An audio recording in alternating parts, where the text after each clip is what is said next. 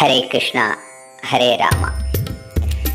நான் உங்களுக்கு ஒரு உண்மை கதையை பற்றி கூற விரும்புகிறேன்.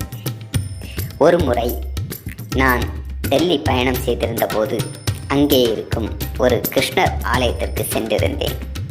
அந்த ஆலயத்தில் பக்தர்கள் ஒன்றிணைந்து பஜனை பாடல்கள் பாடிக்கொண்டிருந்தார்கள். அந்த பஜனையில் உள்ள ஒரு பாடலை பற்றி தான் நான் இன்று உங்களுக்கு கூற விளைகிறேன். கீதா பிரஸ் கோரக்பூரில் ஒரு நாளிதழ் வருகிறது. அதன் பெயர் கல்யாண்.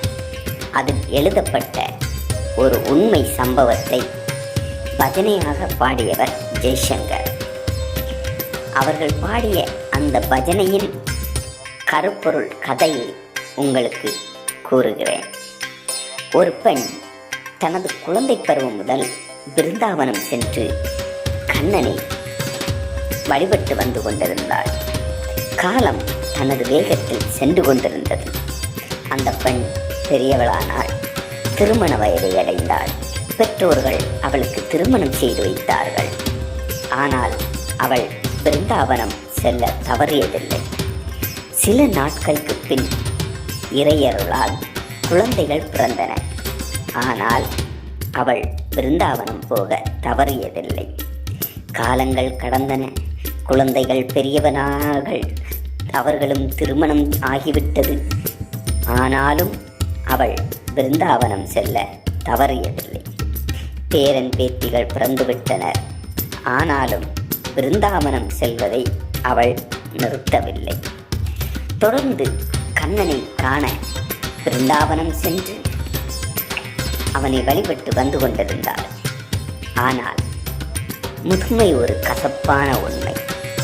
அதை எல்லா மனிதர்களும் ஏற்றுக்கொள்ளத்தான் வேண்டும். அந்த பெண் இதை பார்த்தால் இப்பொழுது உடல் தனக்கு சாதகமாக இல்லை என்பதை உணர்ந்தாள். கடைசியாக பிருந்தாவனம் போனாள்.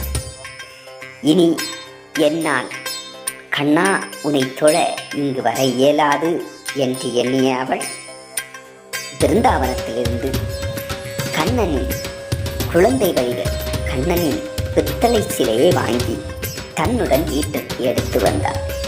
அதை மிகவும் அன்புடன் பூஜைகள் செய்து வந்தார்.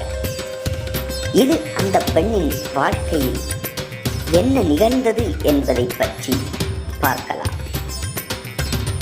பக்தர்களின் கட்டுப்பாட்டில் தான் பகவான். பக்தர்கள் இல்லாமல் அவர் ஒன்றுமே இல்லை. பக்தர்கள்தான் அவரின் உயிர் மூச்சு. முரளிதரனை காண பக்தர்கள் தினமும் பிருந்தாவனம் செல்கிறார்கள்.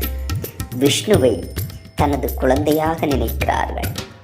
விஷ்ணுவை குழந்தாய் என அழைக்கின்றார்கள். கண்ணனின் மீது அன்பில் பைத்தியமாகி அவன் மீதுள்ள காதலால் முழுமையாக பைத்தியமாகிவிட்டாள். இல்லையென்றால் பித்து பிடித்தது போன்று உணவு தண்ணீரின்றி இருப்பாளா? தனது குழந்தையைப் போல அளவு கடந்த அன்பு கொண்டாள் அந்த பால கண்ணன் மீது. தனது கிருஷ்ணர் குழந்தையை மார்போடு அணைத்து கொண்டிருப்பாள். எப்போதும் அதை அழகுபடுத்தி கொண்டிருப்பாள். அதனுடன் கொஞ்சி விளையாடிக் கொண்டிருப்பாள். பகலில் வேலைகளுக்கிடையே அடிக்கடி ஓடிப்போய் கண்ணனை பார்ப்பாள். கண்ணா, நீ என்ன செய்து கொண்டிருக்கிறாய் என்று. இரவில் திடீரென விழித்து ஓடிப்போய் கண்ணன் எங்கே என்ன செய்கிறான் என்று பார்த்து கொண்டிருப்பாள். சில நேரம் அவள் தனது அறையில் இருந்து கண்ணன் எழுந்து செல்வதையும் உணர்ந்தாள். தனது உயிரை விட அதிகமாக கண்ணன் மீது பாசம் கொண்டிருந்தாள். காலம் தனது வேகத்தில் ஓடிக்கொண்டிருந்தது. சில நாட்களுக்கு பின் கிருஷ்ண ஜெயந்தி நாள் வந்தது. அன்று திடீரென அந்த பெண்ணின் உடல்நிலை மிகவும் மோசமாக இருந்தது. அவளால் தனது படுக்கையை விட்டு எழும்ப முடியவில்லை. அவள் தனது மருமகளை கூப்பிட்டாள். மகளே, இன்று கிருஷ்ண ஜெயந்தி விழா.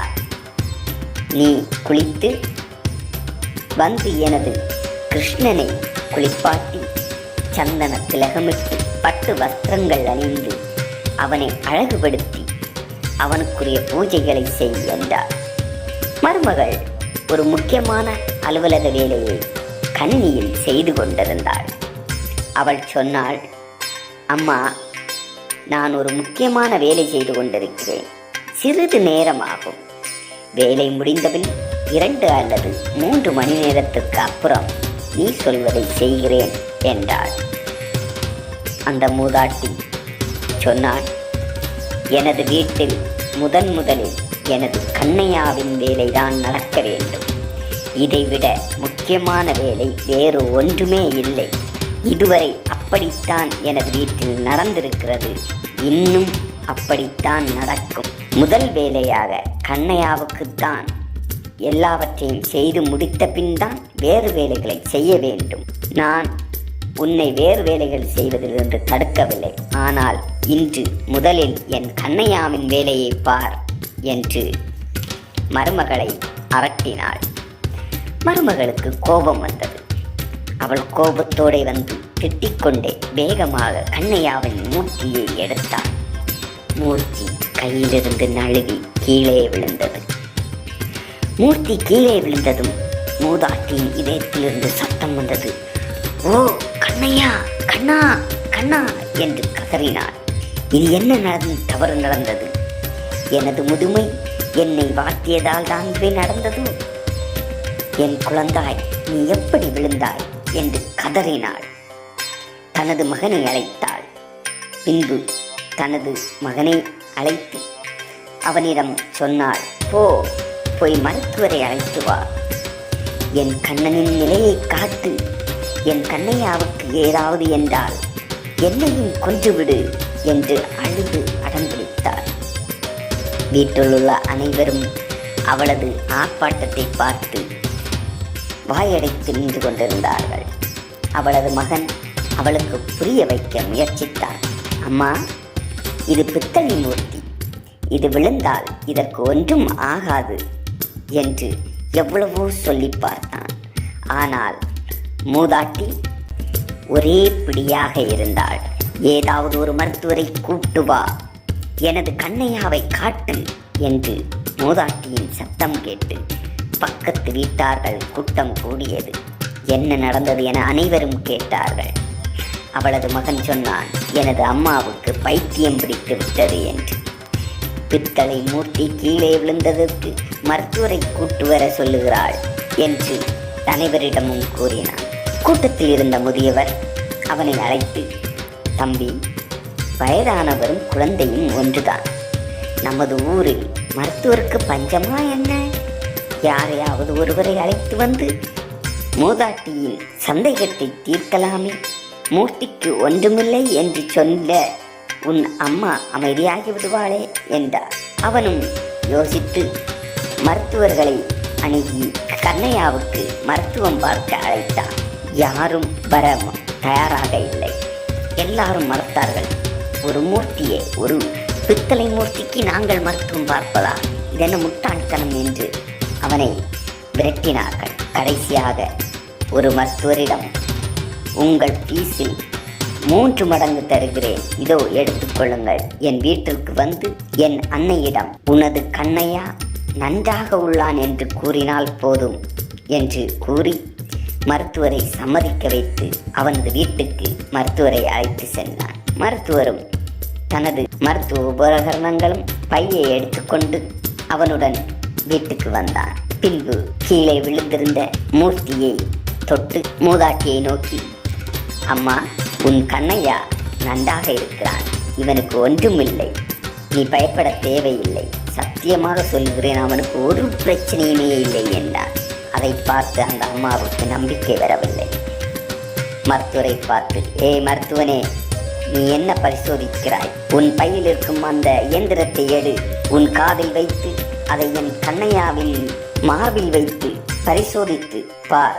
என் கண்ணையாவுக்கு ஏதாவது ஆகியிருக்கிறதா என்று சொல் என்றார். மருத்துவரும் என்ன செய்வார்? கை நீட்டி பணமும் வாங்கி பையிலிருந்து டெலஸ்கோப்பை எடுத்து ஒரு பாகத்தை காதில் மாற்றிக்கொண்டு மறுமுனையை கண்ணையாவின் மார்பில் வைத்தான். நெஞ்சில் வைத்த மறுகணமே மருத்துவர் முகம் வியர்த்தது.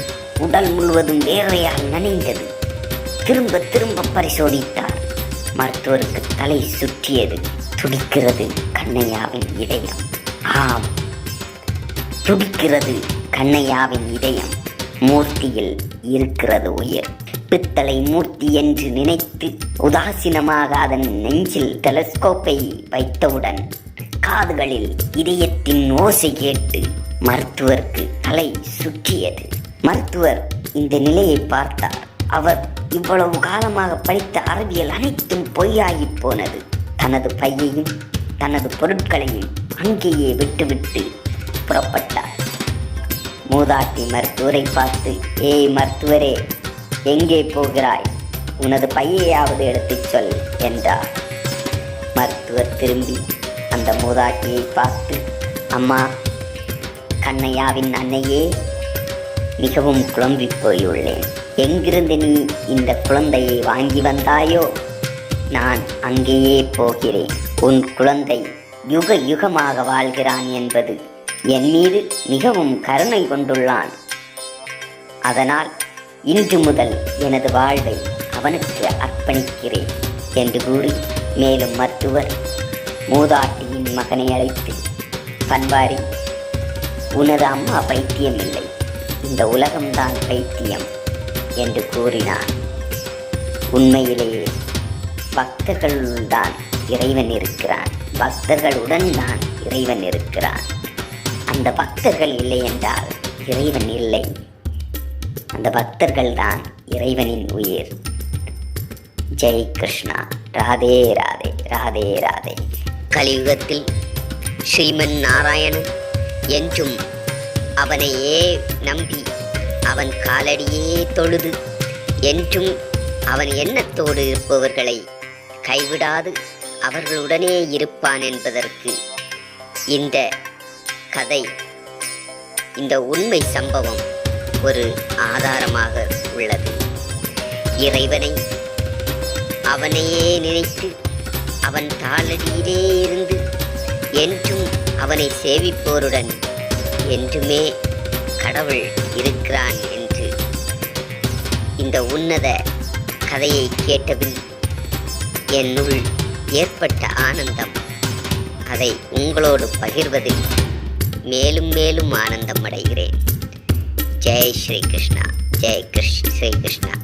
ராதே ராதே, ராதே ராதே.